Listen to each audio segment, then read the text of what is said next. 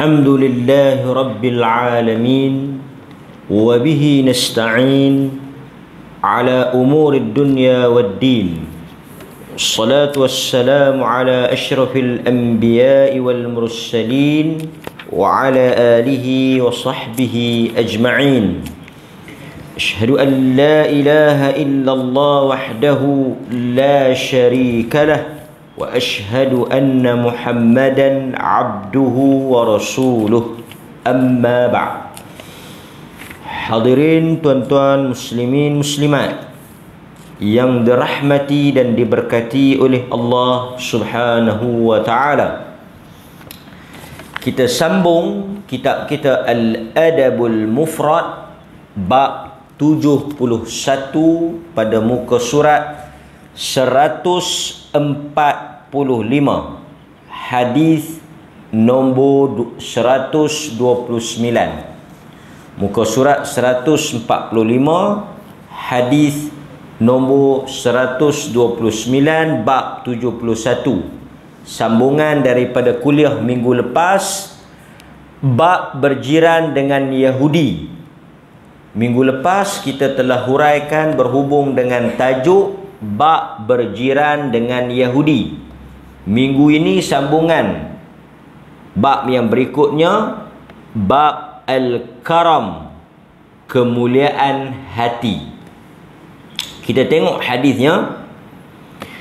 An Abi Hurairah radhiyallahu anhu qala su'ila Rasulullah sallallahu alaihi wasallam ayyun nas akram, qal akramuhum 'indallahi atqahum, qalu laysa an hadha nas'aluka, qal fa'akramun nas Yusuf Nabiullah ibnu Nabiyillah ibni Khalilillah, qalu laysa an hadha nas'aluk, qal fa'an ma'adinil Arab tas'aluni, qalu na'am fakhiyarukum fil jahiliyah khiyarukum fil Islam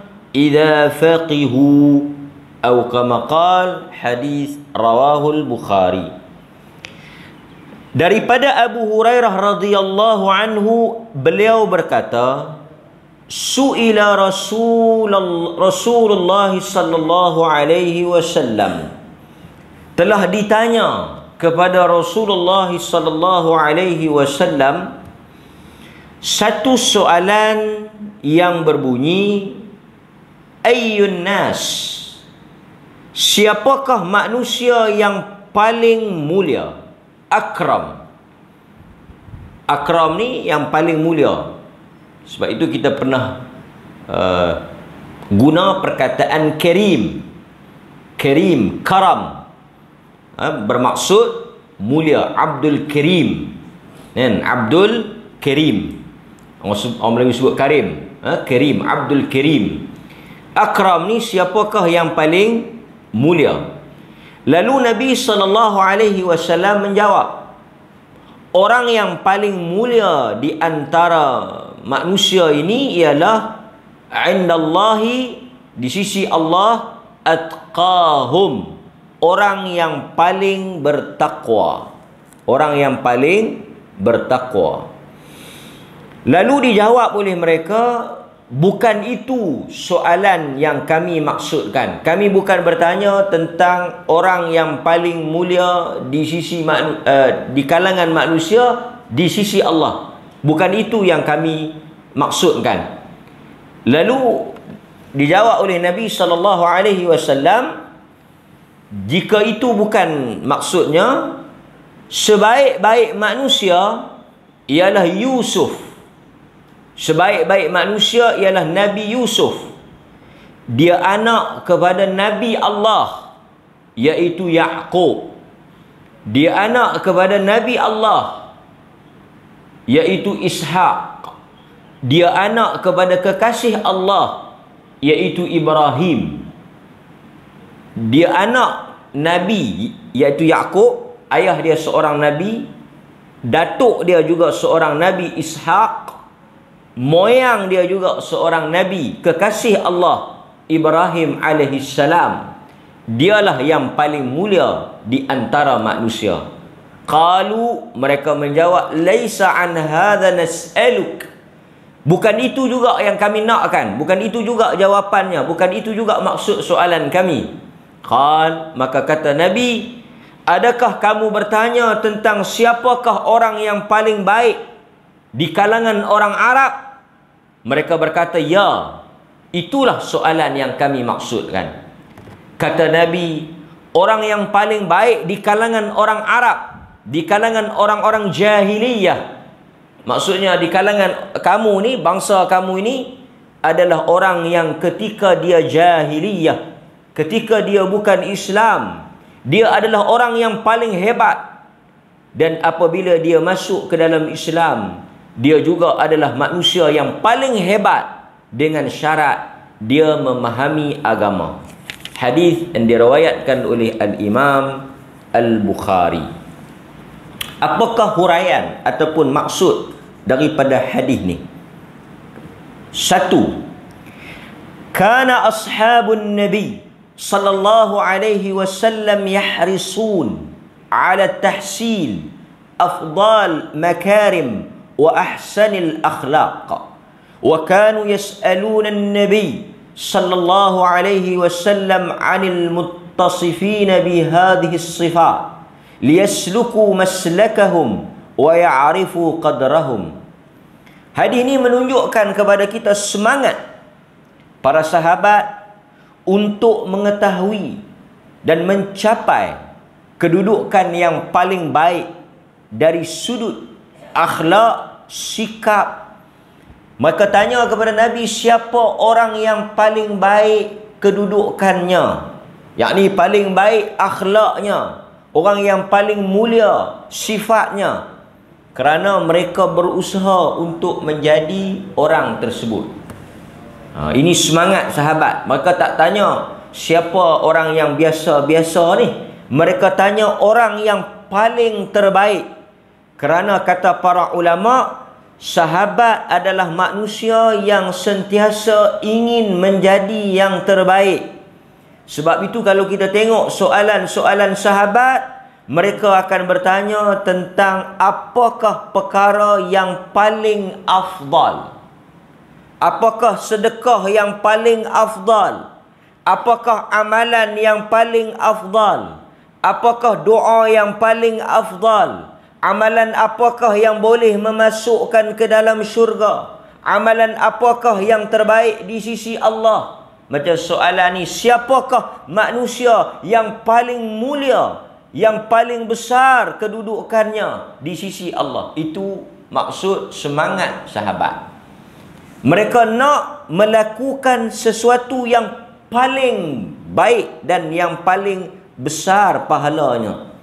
Mereka cuba untuk menjadi orang yang paling hebat di sisi Allah. Maka kata para ulama, kita juga boleh meniru dan mencontohi semangat dan sikap sahabat ni. Mereka tak tanya amalan yang biasa-biasa, mereka tak tanya sedekah yang biasa-biasa, mereka tanya yang terbaik.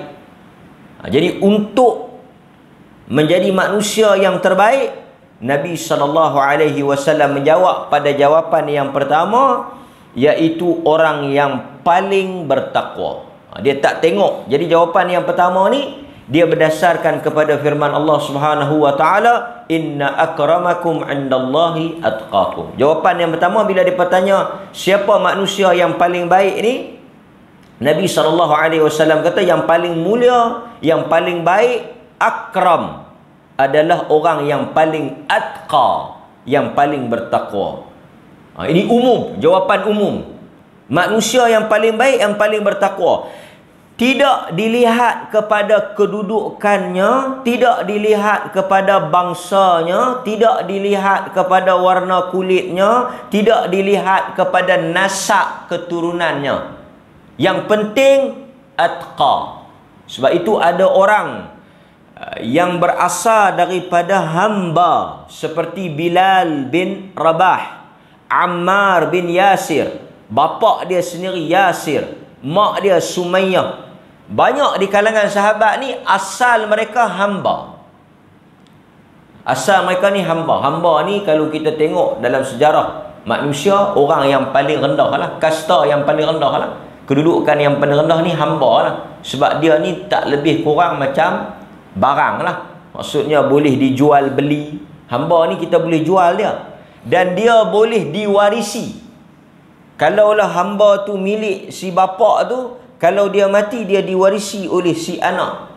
Dan dia tak boleh keluar daripada tuan dia melainkan dimerdekakan. Bahkan kalau kita tengok pada hamba wanita, dia boleh disetubuhi oleh tuan dia, walaupun tanpa perkahwinan, kan? Hamba ni kedudukannya sangat hina lah pada sistem kasta manusia, kan? Tetapi ramai juga di kalangan sahabat ni yang mana mereka asalnya hamba, tetapi apabila mereka masuk ke dalam Islam, mereka jadi mulia. Jadi pasal itu Islam ni dia tak tengok darah, dia tak tengok keturunan, dia tak tengok bangsa, dia tengok atqahum, siapa yang paling bertakwa.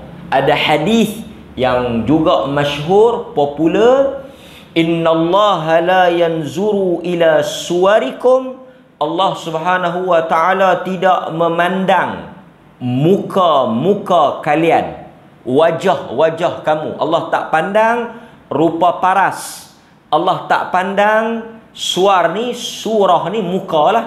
Maksudnya muka elok ke, hitam ke, putih ke, kelabu ke, orang tak pandang. Allah tak pandang, Allah tak pandang. Manusia mungkin pandang lah, mungkin dia ambil kira. Yang kedua, tuan-tuan hadirin mukminin, seperti yang diceritakan oleh sebahagian orang apabila dia pergi ke mana, dia pergi ke negara-negara yang maju ni, kan, macam kita lah tuan-tuan, bukan semualah. Bagaimana kita memandang orang-orang yang datang ke negara kita seperti Indon?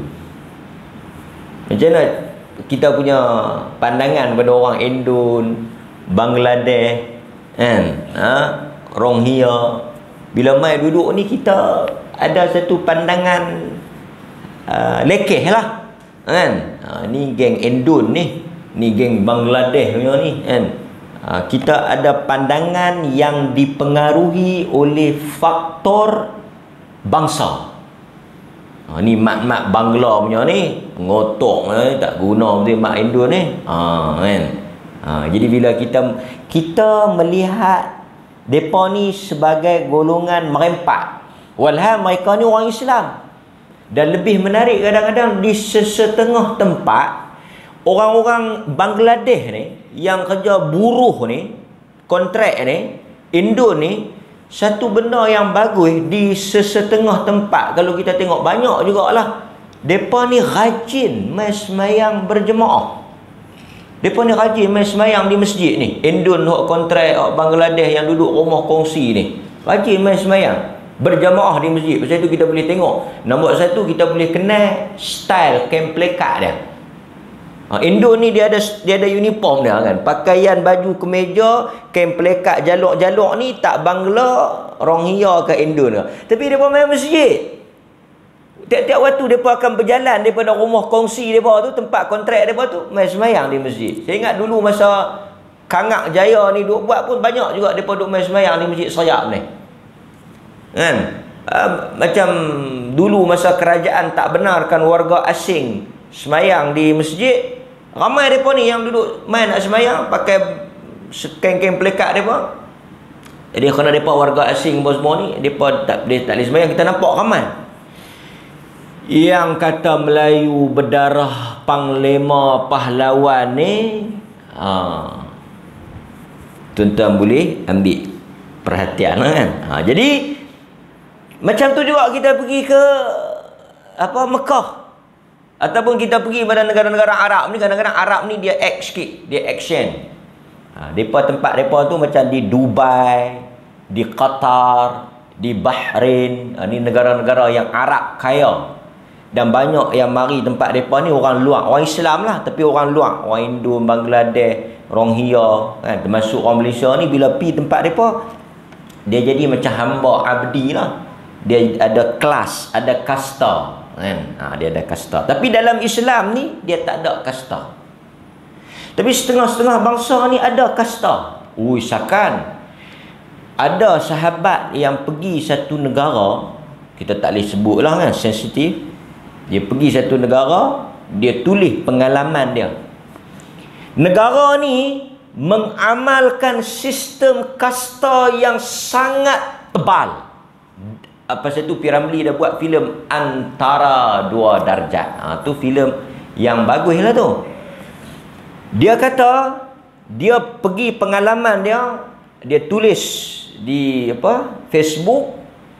Dia pergi bekerja di negara tersebut. Waktu lunch pun dibezakan berdasarkan kasta. Pukul 1 kasta ni boleh rehat. Dia tak boleh bercampur kasta rendah dengan kasta tinggi. Tu satu. Dia kata yang pertama beza apa? Waktu rehat. Yang kedua, tempat untuk kantin. Nak lunch tu pun berlain. Kantin kasta sekian-sekian ni. Jadi dia ni oleh kerana foreigner, warga asing, dia dapatlah makan di kantin yang elok ni. Kantin yang untuk kasta ni dia elok sikit lah. Makanan dia pun elok sikit. Kasta yang rendah ni, walaupun kerja sekali, satu pejabat, jawatan pun lebih kurang sama, tapi bila mai time makan, hampa tak boleh bercampur dengan kami. Pasal hampa kasta lain. Mereka pergi makan di dapur lain. Tu dia. Dia perasin macam tu. Lagi apa dia lagi? Dia ada juga pengasingan tandas. Tandas macam kita tandas guru, tandas murid. Ini tak apalah, ada sebab dia. Guru ada tandas dia, murid ada tandas dia. Depa ada tandas kasta sekian, ada tandas tak boleh bercampur. Tandas tempat nak berak kencing pun berbeza. Alhamdulillah tuan-tuan. Dan dia kata sampai teruk tu, restoran pun restoran kasta ni. Jadi tuan-tuan kalau nak pergi makan roti canai, tuan-tuan nak pergi makan, nak pergi sarapan, kalau kita lah negara yang tak ada Islam ni, kalau jadi macam tu, kalau negara kita, mungkin tuan-tuan nak pergi makan, tuan-tuan kena tengok dulu kasta apa tuan-tuan, boleh masuk tak boleh masuk. Jadi kalau kasta tu duduk di atas, kasta tu kena duduk di bawah. Yang ni bukan benda sehari dua, bukan benda orang tak tahu, benda memang semua orang tahu. Tapi Islam atqahum, dia tak pandang benda tu dan dia tak bezakan benda tu. Sebab itu ketika Bilal bin Rabah naik di atas Masjidil Haram, Kaabah tu, naik atas Kaabah tu, ni Kaabah tu, dia naik atas Kaabah tu, dia laung azan. Sebahagian orang Arab sebut mereka tak sangka mereka boleh lihat hamba pijak Kaabah untuk naik azan.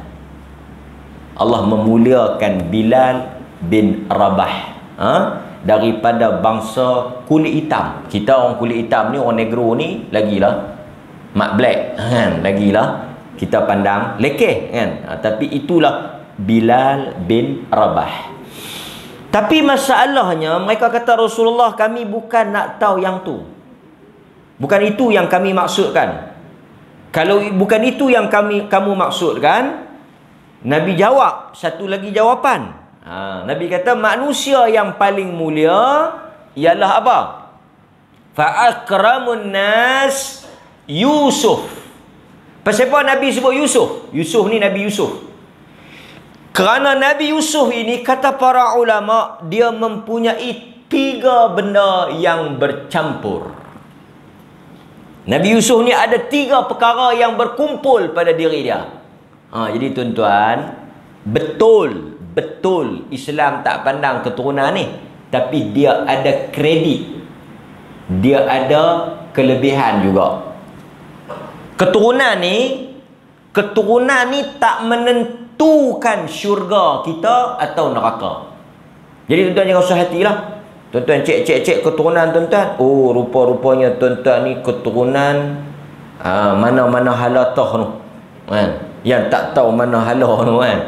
Mungkin tuan-tuan daripada gua Niah ke gua mana kan.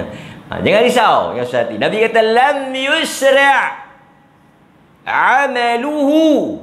Siapa yang amalan dia tak banyak, tak kuat, tak membantu dia jangan duk perasan kata nasab keturunan dia boleh bantu. Dia macam itulah. Tuan-tuan jangan rasa kata malaikat cek semayang korang, dia ni semayang korang, puasa pun korang, tapi dia ni keturunan yang hebat. Jadi kita tak boleh nak masuk dia dalam neraka, tak padan. Kita kena masuk syurga. Pasal apa? Pasal dia ni bukan orang sebarangan, orang ada-ada. Dia ada cincin berlian 2 bentuk. Dia ni bukan orang biasa-biasa, orang have tau. Have, orang ada-ada. Orang ada-adaan. Dia jangan main-main, dia punya bapak ni bukan orang biasa-biasa. Yang ni mungkin atas dunia boleh lah kot. Minta kerja ke, minta sekolah ke, mungkin boleh kira. Dia ni kita kena bagi masuk ni. Pak dia bukan sebarangan ni. Pak dia orang bukan biasa-biasa ni. Kena bagi masuk ni. Kena ada tempat juga untuk dia ni. Yang tu atas dunia boleh. Tapi esok dalam syurga ni, bila dia tengok senarai nama, dia ni macam mana boleh masuk ni? Semayang pun tunggang langgang, puasa pun lebih korang, Jumaat pun kadang-kadang pi, kadang-kadang tak. Dia memang rekod tak bagus. Tapi cuba tengok bin apa. Cuba tengok bin apa. Bin apa. Oh, bin dia ni bin elok. Okey, buat masuk. Dunia ambil kira lah. Dunia betul. Dunia memang tengok bin. Kalau bin kelabu asap tu jangan duk harap. Ini drama dunia, realiti dunia, hakikat dunia. Kan?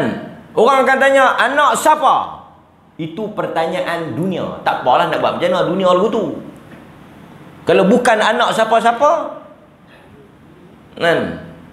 Macam orang tanya, ni anak siapa? Oh, ni, Tok Wan dia dulu bekas perkara. Macam cerita Tok Wan pula tu. Jadi tuan-tuan, dunia kita betul-betul tidak adil lah. Nampak? Tapi nak buat macam mana? Kan? Redha je lah. Doa banyak-banyak, jadi orang bertakwa. Masuklah juga syurga. Kan? Nabi itu dalam Islam. Tapi nasab ni ada tak? Dia punya keturunan ni ada tak? Dia punya ambil kira ada juga. Bukanlah kata tak pandang langsung. Tak betul. Ada juga. Nabi SAW, bila dia suruh kita menikah, dia suruh juga kita tengok nasab. Yang tu kena ambil kira juga. Nabi kata, tunkahul mar'ah li arba' limaliha, lihasabiha, walijamaliha, walidiniha, fadhfar bidzatid din taribat siyadak. Nabi kata kahwinlah dengan perempuan itu kerana 4 faktor. Ini hadis yang popular. Mula-mula tengok faktor yang pertama, cantik, segak, yang berkenan di hati. Tengok, ambil kira juga. Pasal tu kahwin ni kena tengok juga yang kita berkenan. Yang kedua, apa dia? Yang kedua, keturunan dia kena cek juga. Hang ni anak siapa? Keturunan siapa? Pak mana pak? Masa kita pergi bertunang kan, kita pergi bertunang, tengok mak dia. Ini mak dia, ini tok dia, ini tok wan dia. Mana pak dia? Pak dia bulan 10 ni baru keluar. Tu yang nak buat kenduri bulan 11. Keluar rombongan, faham, tengok aku tengok keluar mana? Kek cabang. cabang. Kek cabang. Dia pun keluar. Bulan 10 baru keluar. Tu pun tak tentu juga. Duk kak masuk, keluar, masuk, keluar. Maka balik mesyuarat lain lah. Balik mesyuarat lain. Dia tengok keturunan tu. Nak buat tak apa nak elok. Ataupun mana pak dia. Dulu masa mak dia kahwin, dia pun cuba cari pak dia. Tapi mak dia kata tak tahu yang mana satu. Ada ke tak ada? Ada, tapi terlalu banyak. Kita dengar pun kawan tu yang pegang gagak-agak ikan pun tak nanti tu. Yang pegang paulu pun tak. Yang pegang serai junjung pun tak. Tak tahu. Ada kata kawan tu. Ada kata kawan ni. Tanya mak dia pun tak tahu. Tu no. Macam mana hang? Tak apa kan nak kahwin dengan pak dia, kahwin dengan dia.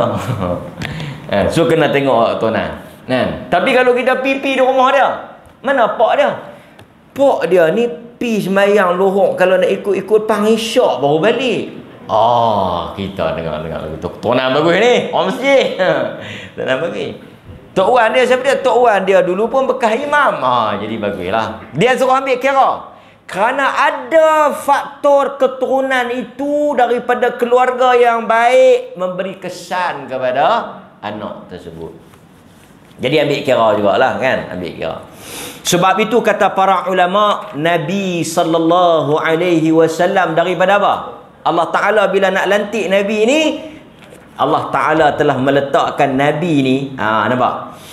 Famasalan, walaupun kita tak ambil kira bangsa ni, tapi Allah Ta'ala telah menunjukkan bahawa bangsa ni ada kredit, ada lebih dia. Apa dia? Tengok dia kata. Contohnya, famasalan Banu Hashim minal ma'ruf hum khiyar. Bani Hashim tu keturunan Nabi tau. Nabi ni daripada Bani Hashim. Bani Hashim ni merupakan geng klan, orang putih kata klan, daripada kabilah yang paling terbaik. Nabi ni kalau kita tengok nombor 1 dia daripada Bani Hashim. Bani Hashim ni mai daripada puak mana? Puak Quraisy. Okey. Dalam semua Arab ni, Arab yang paling hebat Quraisy lah. Pasal itu Quraisy ni semua jadi bangsawan. Pasal itu Nabi pernah kata a'immatu min Quraisy. Pemimpin ketua Quraisy. Nabi pernah kata. Jadi masuk Quraisy ni kira hebatlah. Nabi Quraisy. Dah satu bab juga. Dalam Quraisy tu pula Nabi ni Bani Hashim. Quraisy ni dia ada Bani Nu. Dalam Quraisy tu ada banyak Bani. Bani ni maksudnya daripada keturunan ni. Jadi Nabi ni daripada Quraisy, daripada Bani Hashim. Bani yang paling mulia, yang paling tinggi kedudukannya di kalangan orang Quraisy. Jadi Nabi ni Allah pilih daripada susur galur keturunan yang sangat mulia. Kalau tak ada makna, Nabi tak mai pada Bani Hashim. Jadi tuan-tuan cuba cek. Mana tentu tuan-tuan daripada Bani Hashim. Kan? Bukan bin Hashim. Bin Hashim tak aci. Bani Hashim. Tengok-tengok kita daripada mana? Mak kita ni daripada tanah Arab. Bin apa? Mak bin Nu, bin ni, bin. Bani Hashim kita. Quraisy. Kemak. Kan? Mai sini kita cium tangan lah. Kan? Nampak? Jadi itu yang disebut. Kemudian tuan-tuan, dia kata, jadi Yusuf ni dia 3 benda. Dia ni keturunan dia A. Pasal apa keturunan dia A? Cuba tengok Nabi kata apa. Dia bukan sahaja Nabi. Pak dia pun Nabi. Tok Wan dia pun Nabi. Moyang dia pun Nabi. Dia anak Nabi Yaqub. Nabi Yaqub anak Nabi Ishaq. Nabi Ishaq anak Nabi Ibrahim. Nak cari mana lagi? Nabi Muhammad dia Nabi, tapi bapa dia tak. Nabi-Nabi yang lain kebanyakannya bapa mereka mungkin Nabi. Sulaiman, bapa dia Daud, Nabi. Tapi bapa Daud bukan Nabi. Yang paling banyak ni Nabi Yusuf lah. Dia, pak dia, tok wan dia, moyang dia. Pi cari Nabi lain yang macam tu. Tak ada. Mungkin takat Pak bin anak bin Pak, Sulaiman bin Daud, dua-dua Nabi. Tapi lepas pada Daud bukan. Ada juga yang dia tu Nabi, bapak dia bukan Nabi. Teruk lagi. Macam Nabi Ibrahim. So Nabi Yusuf ni nombor satu, dia punya kelebihan dia punya keturunan dia semua Nabi. Dan dikatakan, wallahu a'lam, ada riwayat dikatakan 12 orang adik-beradik dia tu, tolak dia sebelah tu, yang buang dia dalam telaga tu, dikatakan dalam riwayat mereka bertaubat dan mereka menjadi Nabi.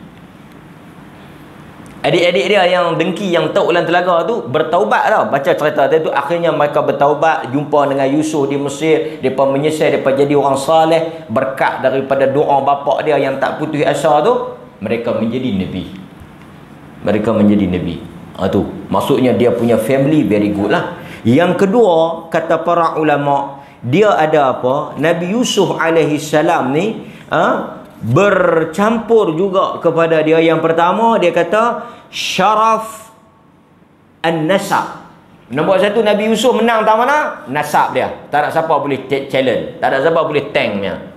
Nombor dua, syaraf akhlak, makarim akhlak, perangai dia yang paling baik. Tuan-tuan boleh jumpa satu manusia yang terbaik, akhlak Nabi Yusuf, akhlak yang paling mulia. Dia menang tang nasab, dia juga menang tang akhlak. Nombor tiga, dia menang nubuwah, dia seorang Nabi. Jadi pasal itu bila orang tanya siapa manusia yang paling mulia, Yusuf. Yusuf ni keturunan dia mulia, dia tu seorang Nabi dan manusia yang paling baik akhlak dia. Tengok macam mana dia buat pada adik-beradik yang tok dia dalam telaga. Adik-beradik yang tok dia dalam telaga, bila mereka pergi Mesir, dia jadi menteri di Mesir, dia jadi orang hebat di Mesir. Dia buat macam mana adik-adik dia? Dia layan dengan baik. Dia balas orang yang jahat dengan kebaikan. Itu Yusuf. Kalau kita duduk di tempat Yusuf, jumpa balik adik-beradik kita yang dalam tok dalam telaga, kita tok balas. Oh, hampa tok aku. Lah dia jadi menteri, dia jadi ada kuasa. Hampa dia jaga, cari telaga yang paling dalam tok. Bukan takat tok, tutup ke atas. Kita pasal hidup ni, manusia ni tuan-tuan, jangan hidup dihantui dendam. Yang merosakkan jiwa kita, yang merosakkan kesihatan kita, pemikiran kita, perasaan kita, bila hidup ni dihantui oleh dendam, dibawa oleh dendam. Duduk fikir orang buat kat dia, duduk fikir kawan buat kat dia, duduk fikir nak balas balik, duduk makan hati situ, lalah kali mati macam tu. Tak bagus. Buat macam Nabi Yusuf. Tapi masalah mereka yang tanya ni, dia berkata tak, bukan waktu juga jawapan dia. Mereka nak tanya dekat Nabi ni, last hadis ni mereka tanya, kami nak tanya ni tentang tajuk lain. Kemudian Nabi teka, Nabi bagi tahu, adakah kamu nak tanya orang yang paling baik di kalangan orang Arab? Yang tanya ni Arab.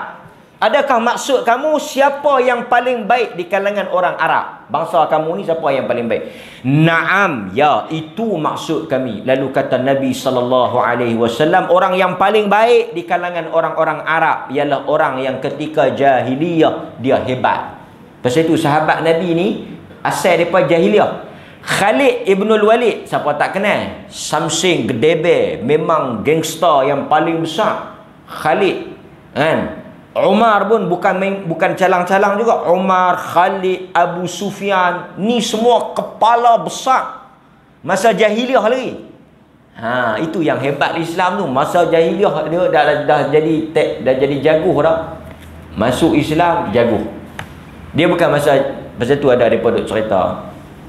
Bila masuk Islam dia jadi mandom tu, kita kena fikir balik. Dulu dia ni masa dia bukan Islam, dia menega pandai. Dia berniaga pandai, rajin kerja. Bila dia masuk Islam, dia duk kira duit zakat, duk minta duit zakat dia. Dia jadi mandom. Ini pelik juga. Kan? Jadi kita kena fikir, kenapa dia jadi macam tu?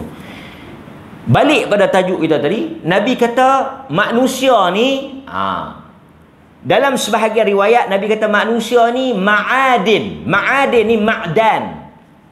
Ni benda yang dia sebut dalam ni, kalau kita tengok ma'adin ni galian, maksudnya benda yang duduk di dalam tanah. Okey, faham mudah macam ni ya. Orang tu kalau dia elok, kalau dia hebat, dia duduk tang mana pun orang angkat. Emas duduk di mana emas? Emas duduk bawah tanah. Saya biasa tengok orang cari emas, dia goncang. Mula selut, tembok selut, duduk goncang. Buang yang selut tu, buang yang tanah tu, ambil emas letak. Lepas letak tu pergi letak di kedai. Asal emas tu daripada tanah tu. Tapi oleh kerana dia bernilai, dia itu ada kelebihan, dia itu ada keutamaan, ada nilai dia pergi duduk di kedai elok-elok. Orang perasin tau, yang mana tanah selut orang tauk buang lagu tu ya. Orang ambil emas, orang kelas, orang letak, orang basuh. Lepas tu orang mau pula. Emas ni orang mau kat dia, orang cari dia. Yang tu yang kata Islam tu. Jadi tuan-tuan, yang mana sebelum Islam memang hebat, masuk Islam macam emas tu lah. Kalau sebelum duduk dalam tanah pun orang cari, jahiliah tu macam tanah lah. Duduk dalam kotak selut pun orang cari ambil. Tambah duduk dalam Islam yang elok bersih ni, lagi orang ambil. Itu maksud dia. Kan? Itu maksud dia. Nabi kata manusia ini seperti barang galian, iaitu emas dan perak yang dicari oleh manusia, yang manusia mengutipnya daripada kotoran, kemudian manusia angkat dia. Nampak? Okey tuan-tuan. Nabi kata khiyaruhum fil jahiliyah khiyaruhum fil Islam. Jadi Nabi kata tak kiralah masa jahiliyah dia tu hebat macam mana pun, bila dia masuk Islam, syarat dia ada syarat dia. Idza faqihu, dengan syarat dia memahami Islam.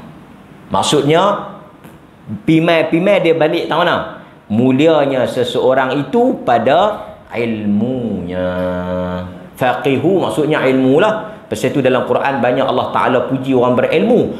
Qul hal yastawil ladhina ya'lamuna wal ladhina la ya'lamun. Qul hal yastawil ladhina ya'lamun. Apakah sama orang-orang yang berilmu wal ladhina la ya'lamun dengan orang-orang yang tak ada ilmu?